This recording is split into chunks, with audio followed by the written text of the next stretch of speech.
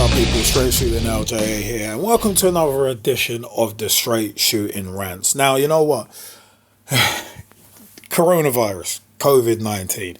I'm not going to dig into the virus itself, but you know what? There are certain things that, and I warn you, there may be a bit of profanity during this. Profanity.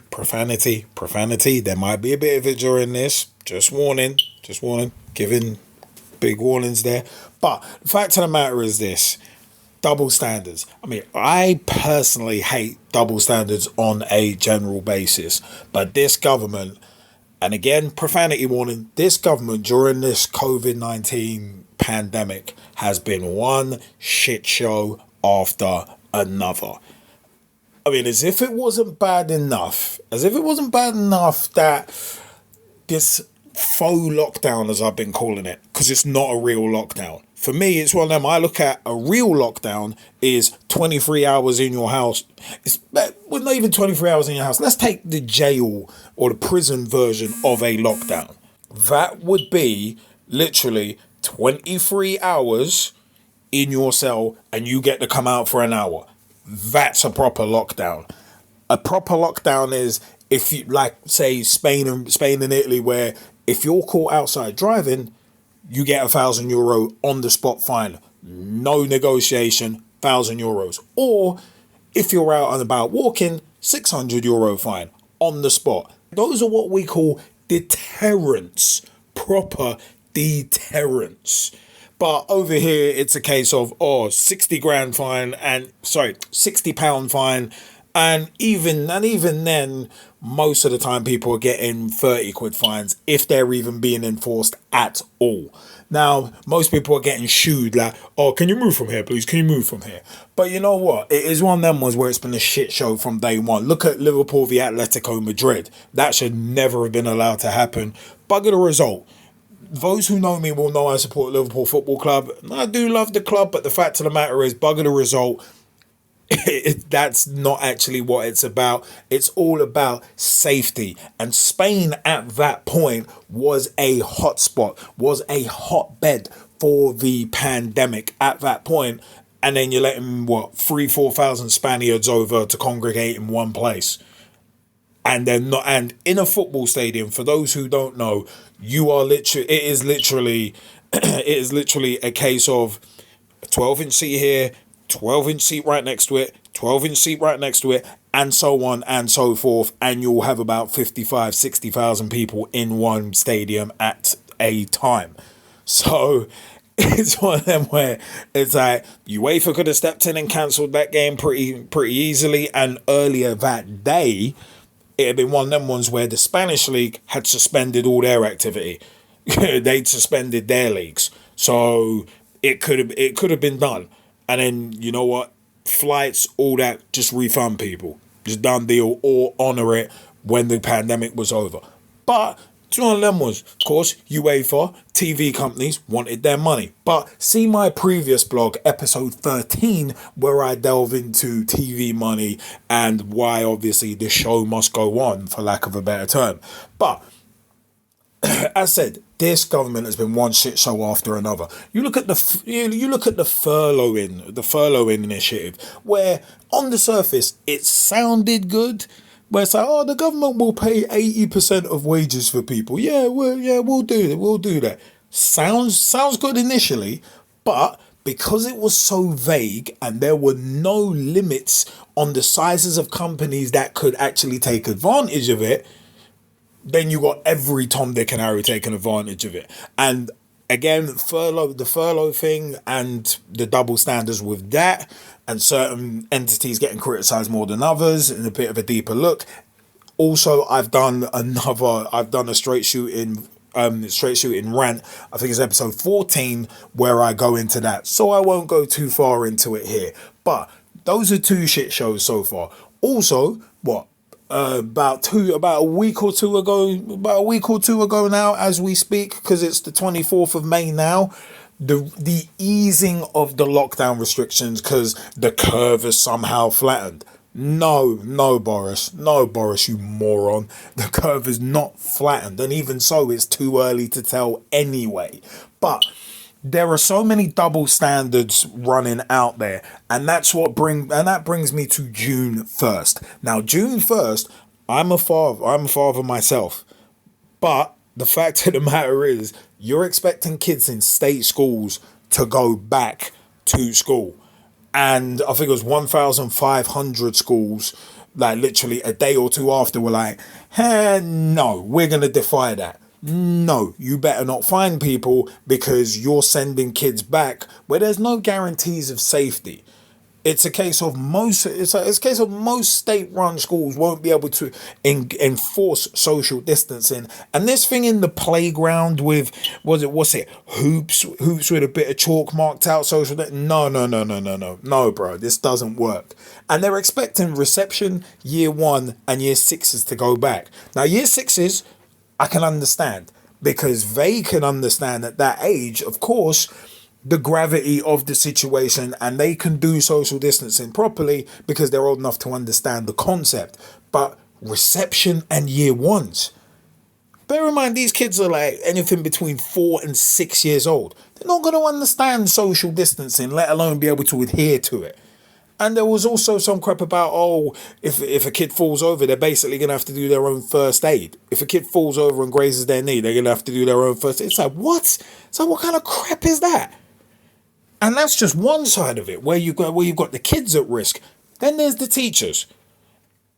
If kids are supposed to be potentially carriers of the coronavirus, even if that's debunked, even if it's not true, it's one of them ones where teachers are at major risk. Because imagine, even if the class get dropped down to 15 kids, it only takes, say, 1 or 2 kids to have gotten the coronavirus, say from their parent who's a key worker, for instance. Because I'm a key worker. I'm not going to say where I work, because I just don't want to give that company any shine at all. But I am a key worker, and I am working in a store where social distancing is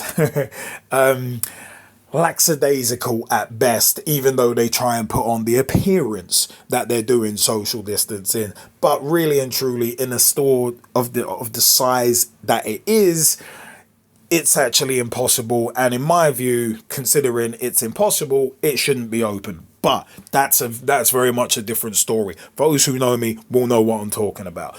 But the fact of the matter is, with all of that, at the end of the day, if let's say for instance, you take me, if I say developed coronavirus symptoms, and then sent my kids in, or if I had coronavirus symptoms and I didn't know it, and I sent my kids into school, and then another key worker has the same thing and then sends their kids into school, that's at least 2, potentially 3. If you've got multiple kids in the same school, could be 4 or 5 kids between those 2 families who you're sending in, and then that teacher is at risk. The teacher's at major risk of catching it. Because especially if you're not showing any symptoms, then how are you going to know you've got it? So there's that. So you're putting teachers at major risk as well. And it's one of them was the National Union of Teachers, I think it is, NUT, they've come out and been very vociferous in opposition to these government plans. And fair dues to them. And a lot of parents, yours truly included, ain't looking to send the kids back unless you can guarantee their safety. If you can't guarantee my kid's safety, guess what? They ain't going anywhere. And that's the facts, Jack. But also as well, I find it so funny that kids at schools like, say, Eton, where a certain prime minister went, they ain't got to go back.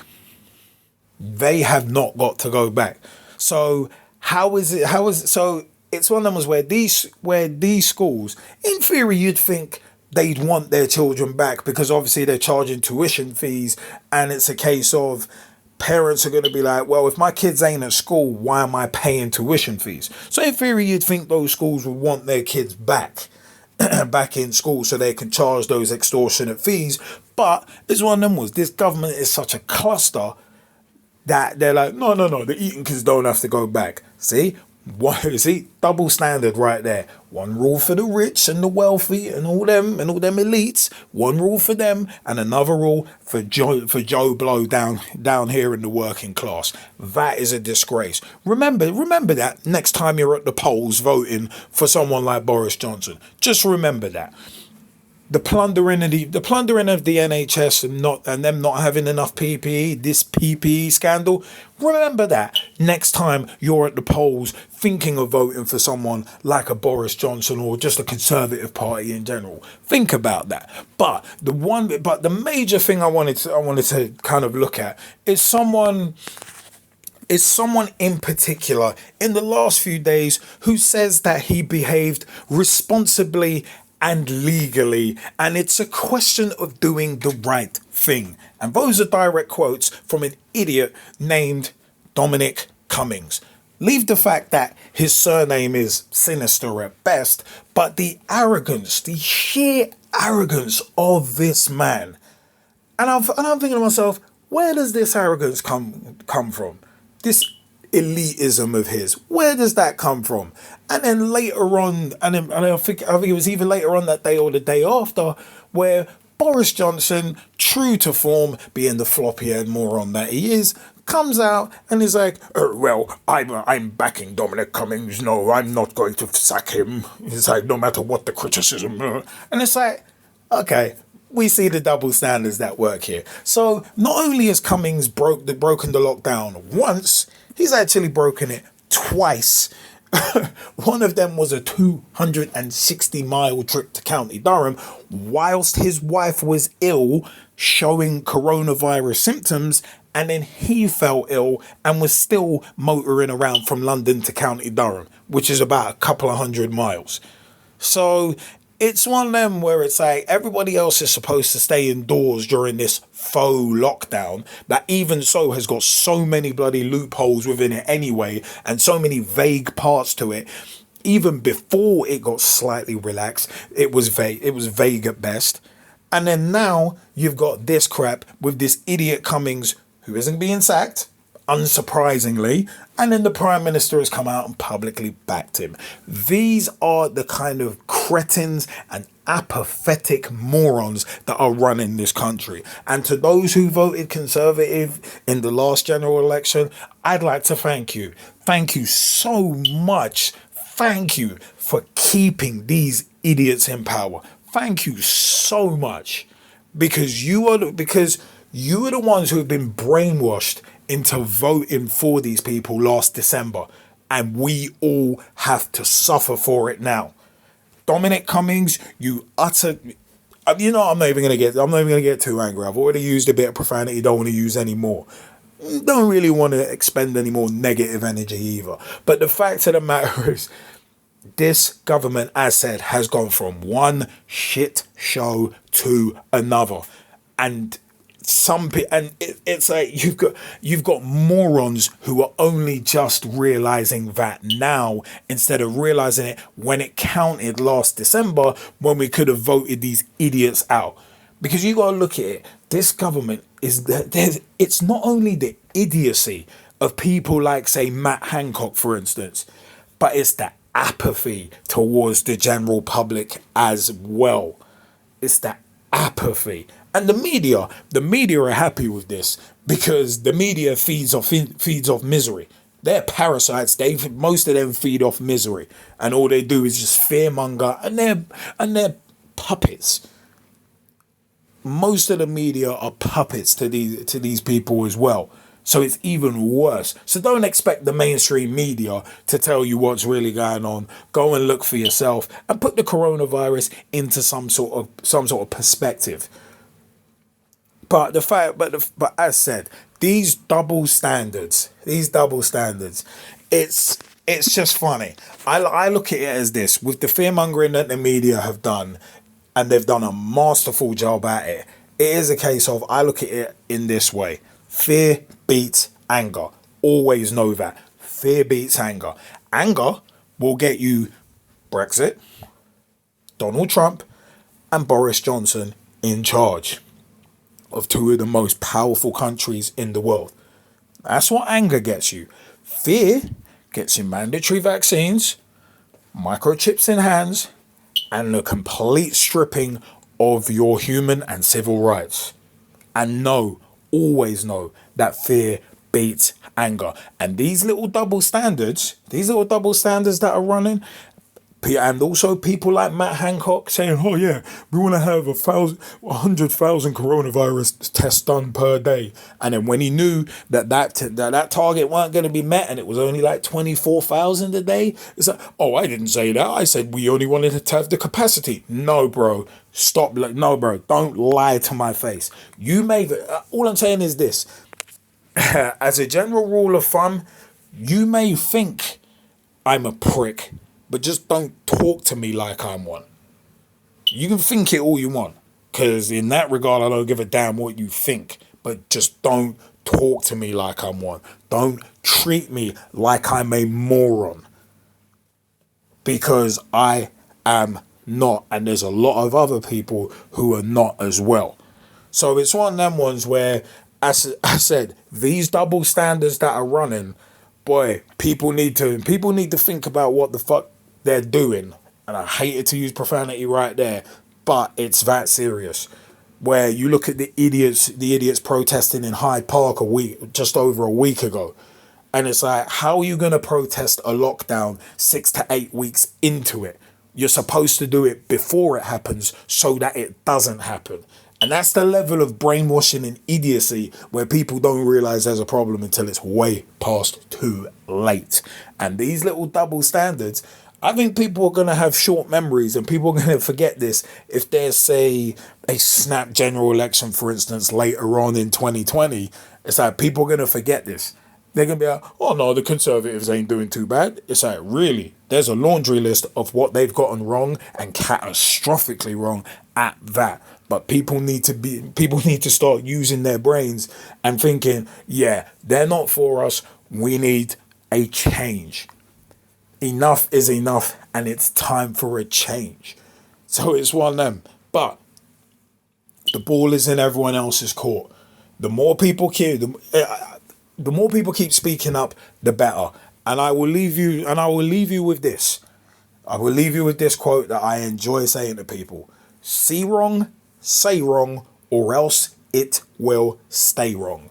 And these double standards will keep continuing, and those powers that be will keep slapping you in the face blatantly as well, because they're not even hiding it anymore. Dominic Cummings doing what he did shows just utter apathy and shows the fact that they don't even care anymore. They're literally slapping the nation in the face with this. It's like with the apathy. It's like, yeah, we don't care about you. Slap, take that. Slap, take that. They're not even hiding it anymore. And that's what's most disappointing. But you still get people saying, oh, they're doing their best, they're defending, that's all they can do. Nah, bro. They're failing and failing miserably. You know what? I said, see wrong, say wrong, or else it will stay wrong. I have been Straight Shootin LJA, and I'd like to thank you for your time. It's been another episode of the Straight Shootin Rants. Take it easy, peeps.